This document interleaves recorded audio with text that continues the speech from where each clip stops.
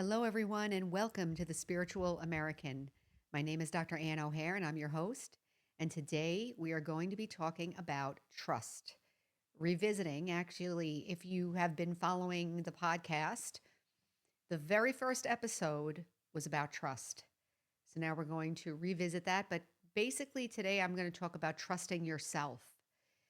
And before we get started, please consider like, sharing, and subscribing. As you know, that helps the YouTube algorithm take our content and share it with a bunch of people. And of course, please consider sharing with your friends and family as well. So I came across a quote from Tina Turner yesterday, which really touched my heart. And actually, when I looked it up, I was looking it up again and I found another one. So there are two here. I'm going to read them. So the first one is Tina Turner saying, "My legacy is that I stayed the course from beginning to the end because I believed in something inside of me." That's her legacy. How wonderful. And the second quote is, "I believe that if you stand up and go, life will open up for you."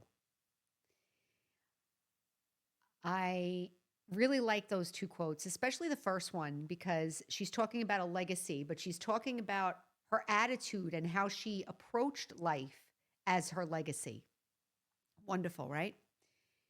I think that part of the reason that we have problems, I can only speak for myself, and I know that there are probably people out there like me who grew up like me, who have the same kind of mental landscape as me. And maybe we were in relationships that were not very good for us, or maybe we had a lot of bad circumstances happen or painful circumstances, and maybe our home life was tumultuous or something growing up or whatever it was. And maybe coming from that environment, maybe my conscience and the way I feel about myself is not very clear or not very helpful. That was my experience.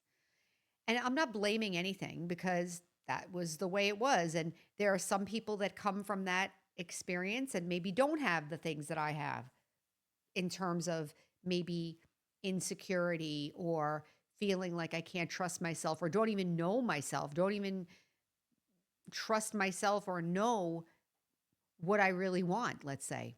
Sometimes I know that maybe it's just for women, but I know it can't be just for women. But I know a lot of times women are very outward focused. We're focusing on other people and we're focusing on other people's needs, and we're not really in touch with our own.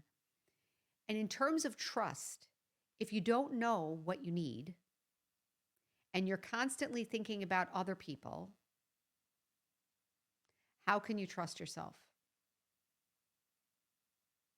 And I really find that that was a big deal with me because as I'm doing this Raj Yoga meditation journey and the spiritual journey, I'm married to a person that's the closest relationship, right? So I'm married to a person who's also on a spiritual journey, and he's very independent and I'm very independent. But every time I come across one of these conditionings, maybe that makes me disempowered, like let's say I don't stand up for myself or I don't take care of myself or something, he doesn't take advantage of that.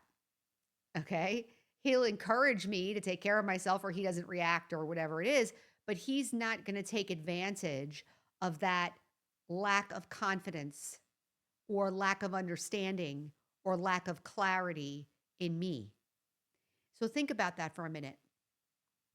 That if I have a lack of clarity or a lack of understanding of myself, wouldn't that affect my ability to make decisions? Wouldn't that affect my relationships?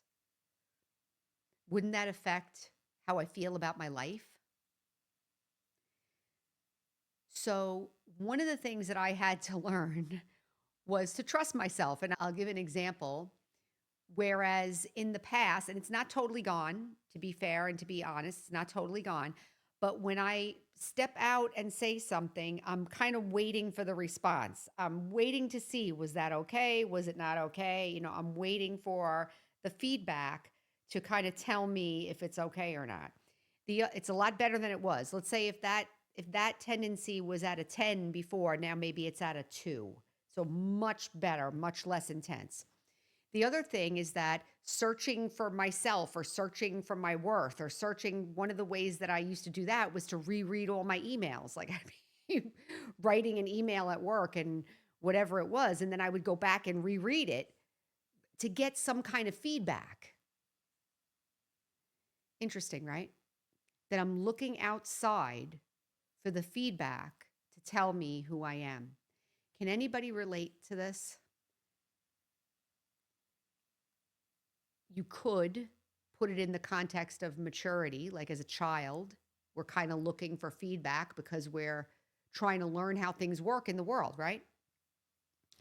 But let's say, based on not blaming anybody, because everybody's coming in with their own stuff. So let's say my parents or whatever, or anybody that I grew up with, my teachers, the society, when I put myself out there, I got a negative response, or I got no response, or I got a no, you shouldn't be like this, you should be like this. Because of that, wouldn't it make sense that I would have a little confusion as to who I am and what I need and everything like that?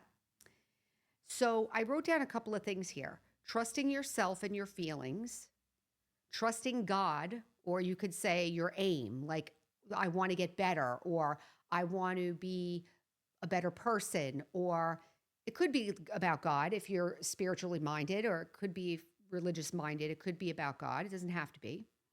And then the third one is trust in the world. This is the one that I had the most problem with. Trust in myself comes over time. I'm going to say, if you put yourself in a situation where people around you are not abusing you or taking advantage of you or making you feel bad, then you have a chance or an environment where you can discover what your feelings are, what you like and don't like, what you need, what will make you feel good, what doesn't make you feel good. And when I discover that, that will help me to make decisions, and also will help me figure out how I'm going to live my life. So the first thing is to surround myself with a situation that I feel comfortable and I feel safe, so I can start discovering what it is going on inside myself. And each of us is going to have a different thing that's going to look different for each one of us. That's why in the other episode I said I'm not giving advice, because I can't say, okay, everybody go move to this state and get this kind of a house and do this exercise regimen and eat this kind of diet. And no, I'm not going to talk about lifestyle. I'm talking about paying attention to myself.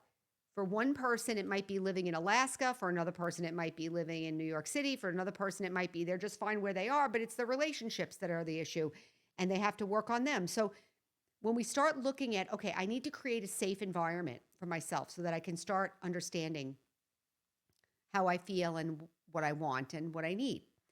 Once you start doing that, then the trust comes in. I have to start to trust myself, meaning I'm stepping out there now, not waiting for people's approval, not waiting for people to say anything. I'm trying with courage, trying not to be addicted to people giving feedback, but I'm putting myself out there, and that's it. In other episodes, I mentioned the Westerns, like the Clint Eastwood Westerns and things. And I used to make fun of them because I didn't understand what was going on. You have like 8 men standing in a town, like a ghost town, a Western town, and they're all looking at each other, and you see their eyeballs, they close up of their eyes, and they're all standing there looking at each other, and nothing's happening. And I used to like kind of make fun of it, but now I understand what that's all about. It's about self-respect. And it's about being able to stand on who you are, what you need, how you feel, and that's it. And you're going to trust yourself. And if something bad happens, you'll deal with that. And that was one of the things that helped me too. Like I was afraid that something bad was going to happen if I said this or said that. And then I just said, I got some help. There was some help around. And they just said, look, you'll be able to fix it.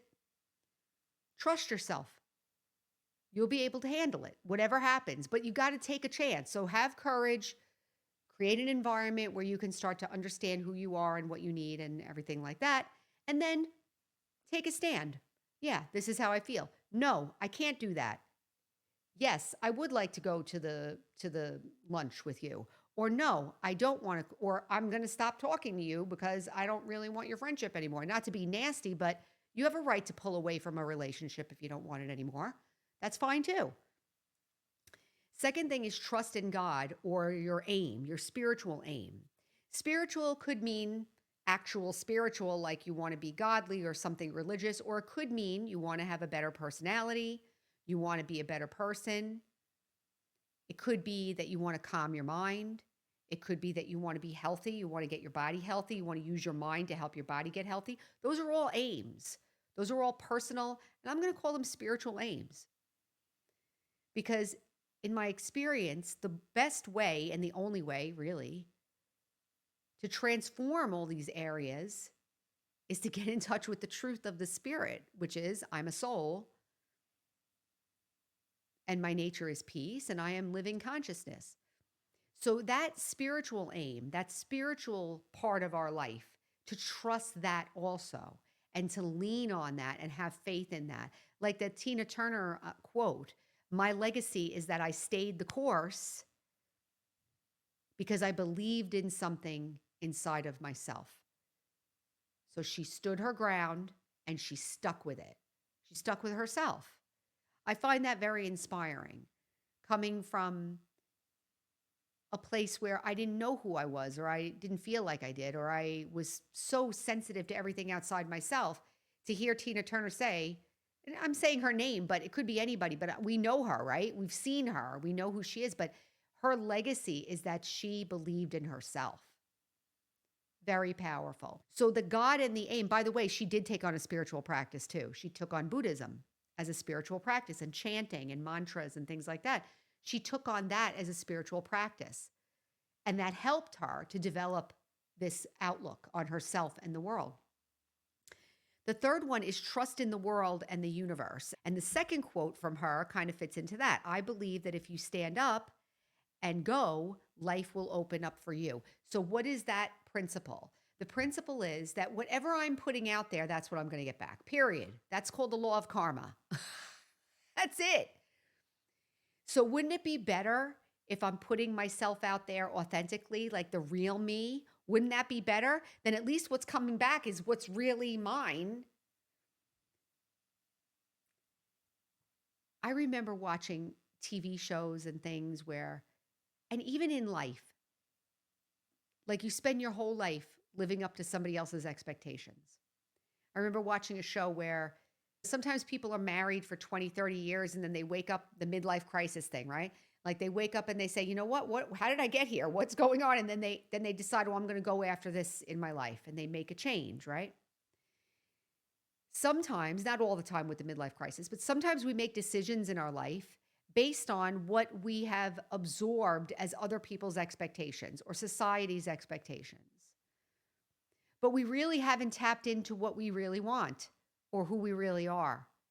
So we're getting back the return of other people's influence, and then we're unhappy.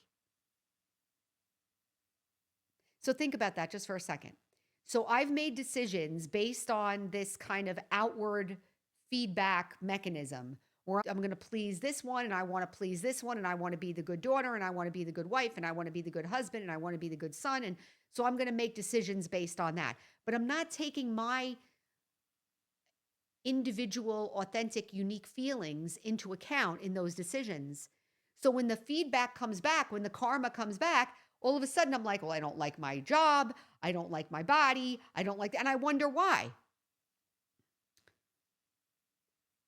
The law works no matter what. So whatever decisions I made and whatever attitude I had and whatever I did my whole life, that's the return I have. So how do we change it? Well, I got to change what it is that I'm thinking, how I feel, and everything like that. And I'm saying, find out what you feel, find out what you really think, take on a spiritual practice that makes sense to you so that there's some kind of universal access. You're gaining some kind of universal energetic access, whether it's God or meditation or spirituality, some kind of religious practice, something that it's beyond you. So taking on the spiritual practice and then finding out what's going on with me and then making decisions. And then what you get back is yours. It's like I decided and now I'm getting it back. Then you can start trusting yourself because the feedback you're getting is at least honest. At least it's you. At least you made the decision. I did an episode on authenticity the other day, happiness and authenticity. And I was saying that authenticity is in a way better than happiness because happiness can come and go, but authenticity means that it's like, I did it, I created it, I'm in charge of my life. That feels much better than feeling like a victim or feeling out of control with my life. And where does the trust come in? When you start doing this, and I'm going to say from my experience, meditation was the best way for me. I've seen others in other religious practices do wonderful things. So anything that feels right to you is right for you. For me, meditation worked. Raj Yoga meditation worked because it's about me. It's about getting me back. And having the courage to face my mind, which was in the last episode. Having the courage to face the internal and external consequences of everything else I had done before. Once I do that, I can start trusting myself because I'm facing the consequences and also getting in touch with who I really am, how I really feel, and letting myself have a voice at the table. Obviously, we're going to have influences here and there. I'm not going to do something that's like totally off the wall. We have to follow social norms. We have to follow some things we have to follow, obviously. But at least if I'm trusting myself and I'm getting in touch with myself, then my real feelings are part of the decision-making process. And then we can start becoming proud of the return that we get and proud of myself. So I'll leave it there. I hope that gave you some more to think about and to understand that a spiritual practice is a method to open up yourself to more energy, but also it's equally important to get in touch with yourself and believe in yourself and trust yourself, like Tina Turner was saying in that quote. But wouldn't it be wonderful? Isn't it wonderful to think that I could just trust myself and make decisions for myself, and then what comes back is right for me? So I'll leave it there. Remember, our slogan is heal, empower, and serve. And until next time, take care.